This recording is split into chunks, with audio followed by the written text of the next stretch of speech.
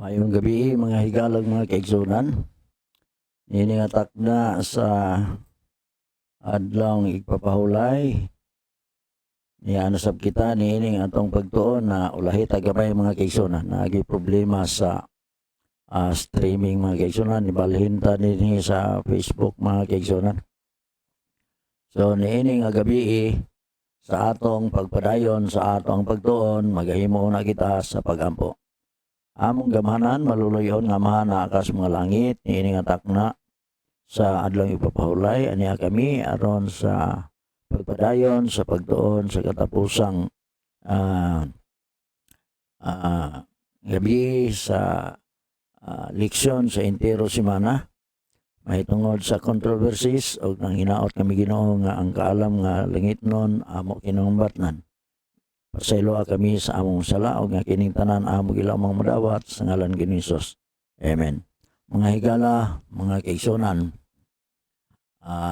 tayong pasensya kay na-late na yun ta. Mga 15 minutos na ang milabay.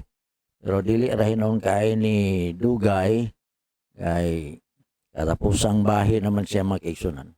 Tuloy ang atong pagtuon karon dugang huna-huna. No, dugang panguna-una may tungod sa ato ang leksyon sa entero semana na naghisgot sa controversies o mga kontrobersiya.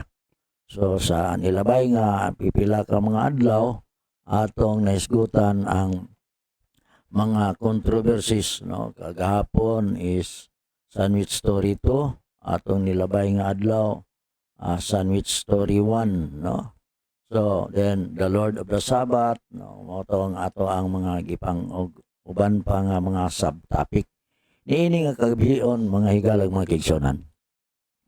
Ang atong pagtuon, masintro ning dugang nga una-una, no?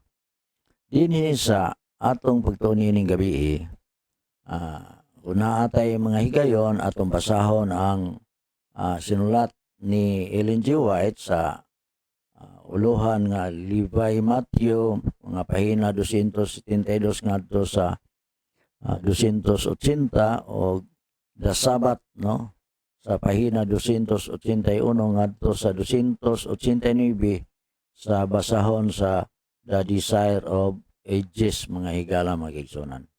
Now, niining ato ang dugang nga huna-huna mga kaigsunan sa diha nga nangutana kadtong mga tao o mga espiya baka kadto sila mga higalang mga kaigsunan kung uyon ba sa kasuguan ang pag-ayog masakiton sa panahon sa adlawng igpapahulay.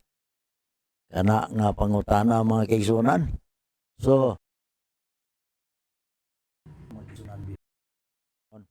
ang Matthew 12:10-12, no? Sa Cebuan naging din mga kaigsunan. Og tan-awa didtoy usa ka lalaki nga may kamot nga nakuyos og aron ilang ikasumbong si Hesus, ingon din mga higalag mga kaigsunan, siya gipangutanan nila nga nag-ingon, uyon ba sa kasuguan ang pagpang-ayog mga sakit sulod sa adlawng igpapahulay? Sabi na nga pangutana, no? So, muni ang context actually sa mao nga teksto mga kaigsunan. So, ang ilang question mao, kung uyon ba sa kasuguan ang pagpag-ayog mga sakit sulod sa adlaw nga igpapahulay. So, healing ang actually issue din sa panahon sa adlaw nga igpapahulay. Versikulo 11 ni kanila mitubag siya. So kadtong mga nangutana gitubag ni Hesus nga nagingon, kinsa bang tawhana kaninyo nga kung siya may usa ka karnero og kini mahulog sa gahong sa adlaw nga igpapahulay dili niya gunitan kini aron bitaron paingon sa gawas. So ang tubag ni Hesus pangutana ngadto sa mga nangutana, no? Kinsa ba ay ninyo dinhi mga tawhana nga kun doon na may usa karnero nga mahulog sa gahong dili ninyo kuhaon. ang mao nga mananap mag-igsunan. So, padayon ta. Versikulo 12, yun din yung mga igsoon. Pagkadako pagbilis sa tao kaysa usak kabuok nga karniro. Busa uyon sa kasuguan ang pagbuhat ug maayo sa adlaw nga igpapahulay. So doon na ba isyo yun kining teksto ha mga higalag mag-igsunan, no? Now, balik ko nako sa dihang gipangutana si Ginisos nga uyon ba kasuguan ang pag-ayog sakit sa panahon sa adlaw ipapahulay, gitubag sila ni Ginisos sa usa ka pangutana, no? Kinsa ba dinhi karon kaninyo nga kun duna mo'y karnero onya mahulog sa usa ka gahong sa panahon sa adlaw ipapahulay, dili ba ka ninyo kuhaon na, no? Og ipagawas gikan sa gahong? Ingon pa ni Ginisos mag-igsunan, unsa na lang ka, no? How much din is a man? Asa may labaw og boton-naon ang tao o ang karnero mga higala?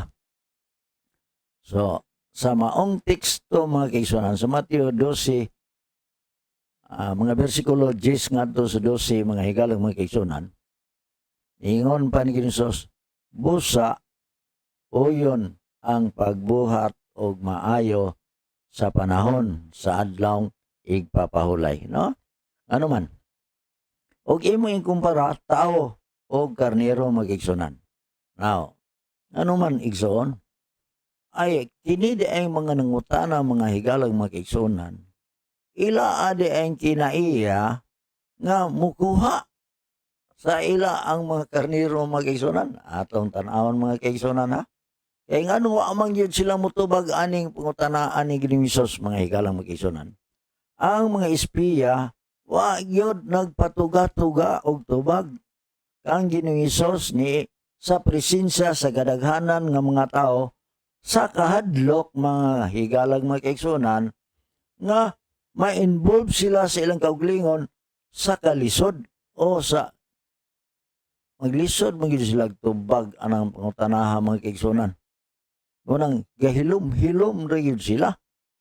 Kaya nga naman, nahibalo sila nga si Ginisos nagsulti sa kamatuoran sa laing kasulti mga kaigsunan. Gikumpara karon dinhi sa maong teksto sa balang kasulatan, ang karnero nga nahulog ug ang tao asa may palabihon mga igsoon, no?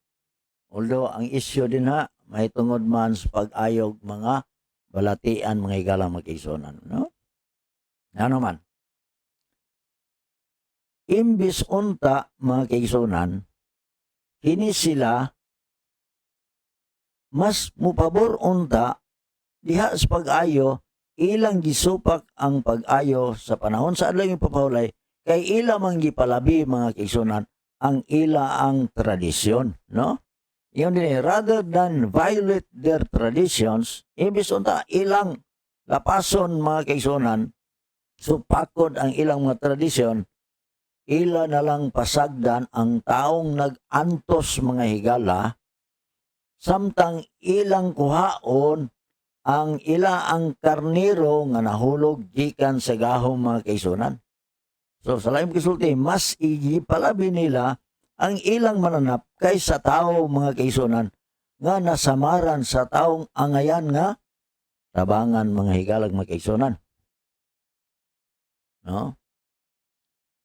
Thus, greater care, mas gihatagan nila dakong pagtagad o pagatiman ang usa ka mananap magkaigsanan kaysa tao, nga ang tao unta mao man gyud ni ang gihimo sa Dios diha sa iyang larawan, diha sa iyang dagway mga kaigsunan. O lalimang ka? Mo nang dito sa unahan nagingon si Jesus, it is lawful to do will on the Sabbath days. So, katuloy ang mga tawhan na katong mga espiyaha, mga igsoon, mas ilang gipalabi ang usa ka mananap mga higalang magkaigsunan kaysa tao nga gihimo mismo diha sa dagway sa Dios mga kaigsunan. Kini naghulagway o nag-illustrate lamang mga higalag mga kaigsunan sa buhat sa usa ka sayop nga tinuhuan mga kaigsunan. Nag-illustrate lamang kini sa buhat sa mga mini nga mga relihiyon, mga higalag mga kaigsunan, or fake religions mga kaigsunan. Mga higala niini nga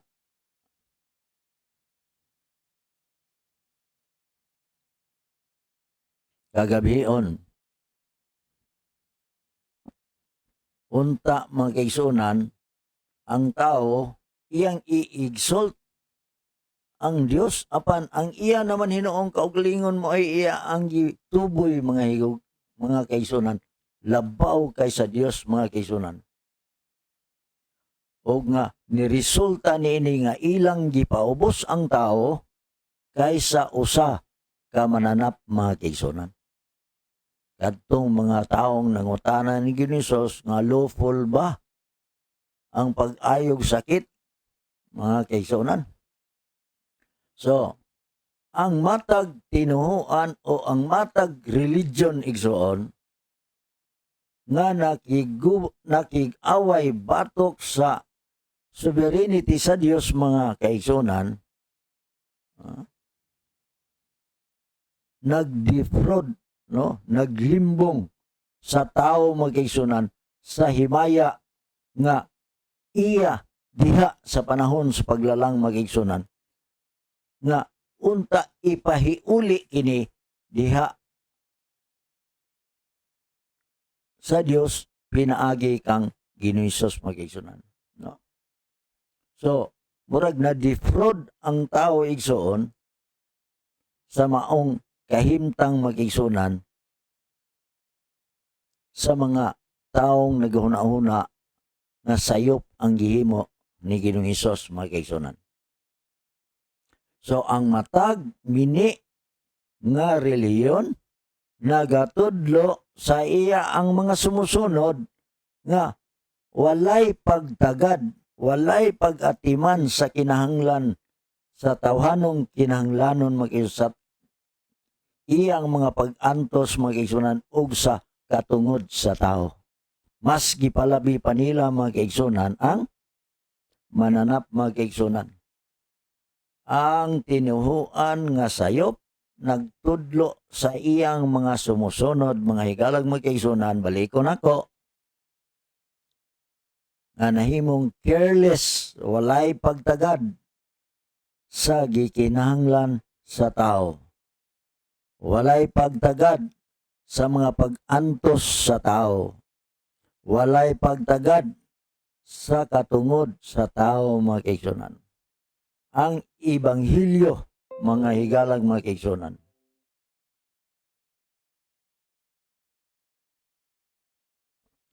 Nagbutang og taas nga balor ngadto sa katawhan mga igsuon ano man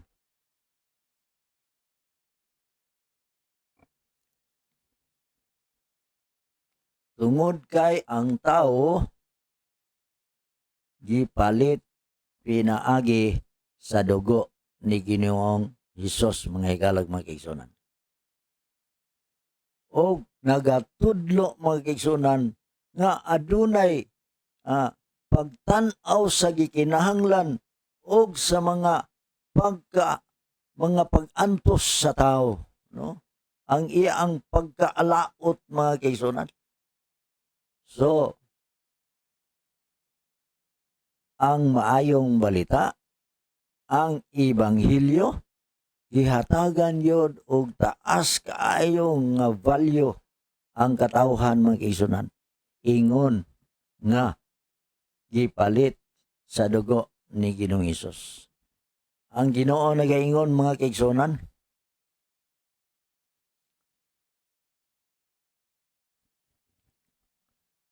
I will make a man more precious than fine gold, even a man than the golden weeds of Ophir. Isaiah 13 verse 12 mga kaigsunan. Ato ning mabasa din mga hikalang magkaigsunan. So, gihimo sa Dios ang tao mas bililhon pa kaysa ulay o pino nga bulawan mga higalag mga kaigsunan. Tinuktok ka nato ni nga pagtuon mga kaigsunan. Mas bililhon ang tao kaysa mananap mga kaigsunan. Mao nang ang atong leksyon igsoon sa giingon ni Hesus, wherefore it is lawful to do well on the Sabbath days. So sa isyo mga higalang magkaigsunan, dili di ay sayop ang pagtambal sa usa ka taong masakiton sa panahon sa adlawng igpapahulay. Kini ra nga teksto dunay mga kontrobersi mahitungod niini mga higalang mga kaigsunan. No. Kay mayon sila nga it is well to do good on the Sabbath. Sa ato pa, basta kay maayo lang, atong pwede buhaton sa adlaw igpapahulay. Pero tanawa nga ang isyu di ay mahitungod sa pagpag-ayo o mga balatian sa panahon sa adlaw igpapahulay. Kay dili ang tanang maayo pwedeng buhaton sa adlaw igpapahulay magkaigsunan. Miingon mo nga, nga naman. Example magkaigsunan. Kanang mamanday ta igsoon, buhat na nga maayo magkaigsunan. Di ba? Kaya nang inabuhi ko ta, buhat na siya nga maayo. Unsa pa may laing mga buhat nga maayo magkaigsunan? Halos ang regular natong buluhaton sa matag adlaw, buhat yun na maayo mga igsoon kay pag-sustain man na sa atong livelihood mga kaigsunan, sa atong panginabuhi. Pero pwede ba na nato himuon? No? Kanang magdaro ta mga kaigsunan kada adlaw niya mahuman natong daro mga kaigsunan. Maayo ba nang abulhaton igsoon dili ba na? Dili maayo ba na? Pero ang pangutana, ang isyo, apil ba sa maong context din sa Bible sa Matthew 12:10 to 12 mga kaigsunan. So, ang isyo sa it is well to do good on the Sabbath days mahitungod sa pagpangayo. Balikon ako ang teksto sa katapusan mga kaigsunan. Ay at least atong maklaro mga igsoon. Og tanawa dito usa ka lalaki nga may kamot nga nagkuyos og aron. Ilang ikasumbong si Sosya, gipangutan niya ni Oyon ba sa kasuguan ang pagpang-ayong mga sakit sulod sa adlaw nga igpapahulay. Ginisos ang tubag mga kaigsunan, sige ko na gi-explicar naman ni kaganiha. Dire dapit sa katapusan mga kaigsunan. Pagkadako pagbili sa tao kaysa usa ka buok nga karnero. Busa uyon sa kasuguan ang pagbuhat og maayo sa adlaw igpapahulay. So, ani siya dugang nga mga panguna-una alang sa atong leksyon mga kaigsunan. Mga kontrobersyal nga mga panghitabo mga kaigsunan nga ato ang hinuktukan. So, niini nga kagabion, ako na maglaumon nga niining ato ang hamubo lang jud kaayo nga pagtuon igsoon matanom kini sa atong mga una-una og kasing-kasing. Sirhan nato ang atong pagtuon, mga higalag mga kaigsunan pinaagi sa pagampo. Gamanan maluluy-on namo nga naa ka sa mga langit niini nga takna sa kagabion. Salamat sa imong pagpahinumdum niini mong teksto sa balang kasulatan. Nga ang konteksto pasabot nga uyon di ay diha sa kasuguan ang pagbuhat og maayo labi na og pagpang-ayog mga masakiton. Ginoo salamat sa imong dili matupngan nga kaluoy mas bililhon ang tao kaysa usa ka karnero nga nahulog sa gahong. Niini nga takna sa kagabion, nagpangliupo kami nga sa mga nahibiling oras nini ikaw magauban kanamo. Salamat Ginoo sa pagtubag mo sa amo pagampo. Pagpasaylo mo gikan sa tanan namo nga mga kalapasan ug ang kining tanan amo gilawang madawat sa ngalan ni Jesus. Amen.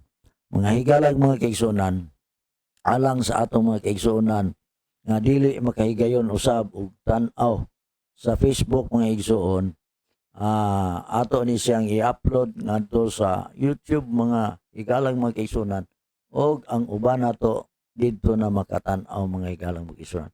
Niining kagabion ining inyong igsuon, Brother William Caber magaingon, panalangin kamo sa Dios.